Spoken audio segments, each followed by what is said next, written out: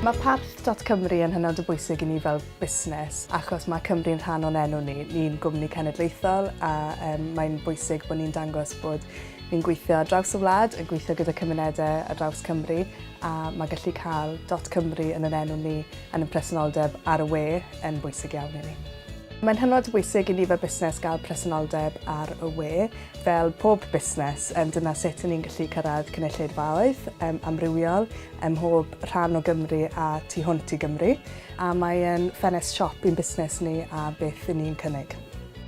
Oedd yn hynod o hawdd i brynu Parth.Cymru. Na gyd o'n i angen wneud oedd mynd ar wefan Nominate, edrych i weld os oedd Theatr.Cymru ar gael, gweld bod o'n i'n falch iawn i weld bod dal ar gael, prynu'r cyfeiriad a wedyn nath yn datblygwyr gwe ni wneud y gweddill, oedd e'n hawdd iawn.